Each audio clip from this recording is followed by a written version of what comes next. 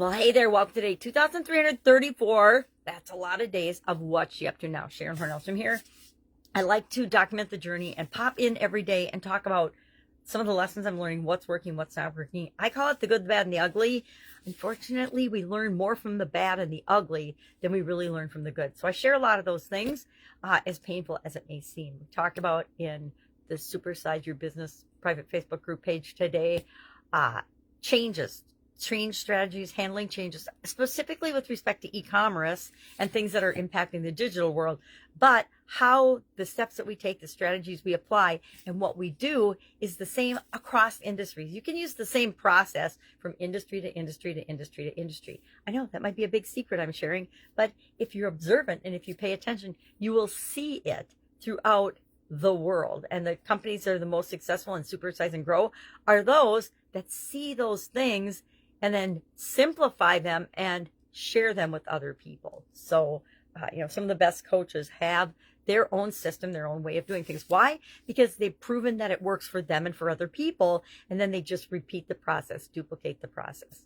So we talked about the importance of doing what's right for the long term, the importance of staying informed for as things change and regulations to make changes less of a shock and surprise for us. I mean, apparently in the world, there's still going to be things that we don't consider even possible, like the whole way the COVID pandemic was handled.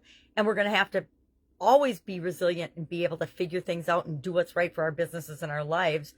But we can't anticipate what all those things are going to be, but we can have a process in place that we can implement when something like that happens. I use the SOAP framework, and whenever a challenge or a setback or an obstacle or a roadblock or something pops up in front of me, I now, on a subconscious level, automatically apply the SOAP framework so that I don't stay stuck, so I don't get shut down, so I continue to get up and go and move forward.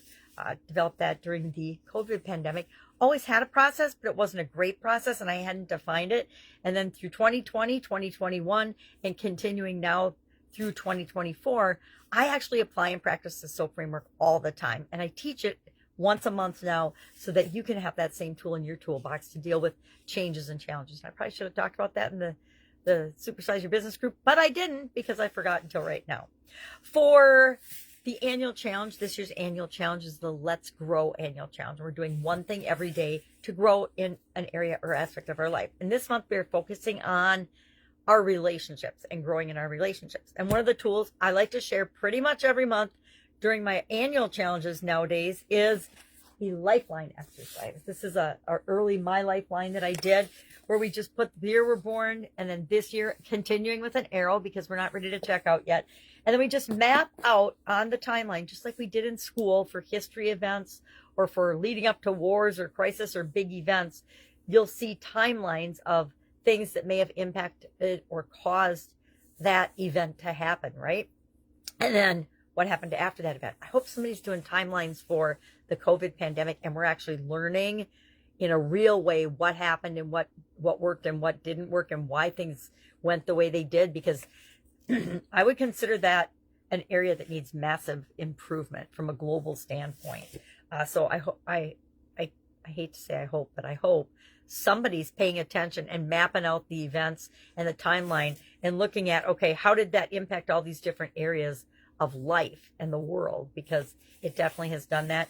And I was talking to somebody the other day where we were talking about it will probably be decades before we actually, as a individual or world, even understand the implications and the ramifications of the shutdowns, of the industries that were destroyed, the people's businesses that were destroyed, the lives that were destroyed by the way that was handled. Now, of course, there's the flip side of that, where there were huge opportunities that people leveraged and used to improve their lives. But I think that the losers, meaning the negatively impact lives, far, far, far outweigh the positives that came out of that situation. We'll see. History will show whether we're right or not. So we're doing that with relationships this month. We're looking at today our relationships and how they were impacted by each of these milestone events in our lives. Every time I do it, I have different realizations and things that I see and connect that I didn't see or connect before every single time, which is why I like doing it every month, because I look and I specifically focus on one new area. This month it's relationships. And that helps me to see those connections and learn lessons that I maybe didn't learn when the event actually happened, but that are really powerful and can help me to continually improve and grow now. That's all I've got. I am still on couch potato rest. I've got a weird bleeding in my eye that they're trying to figure out.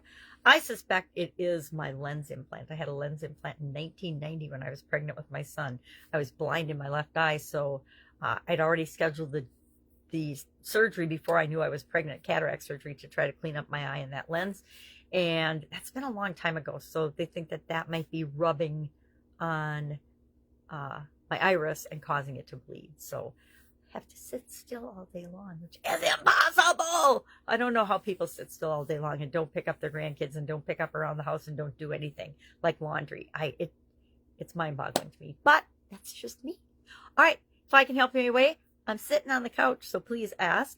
Otherwise, have an awesome day, and I'll, of course, be with you tomorrow.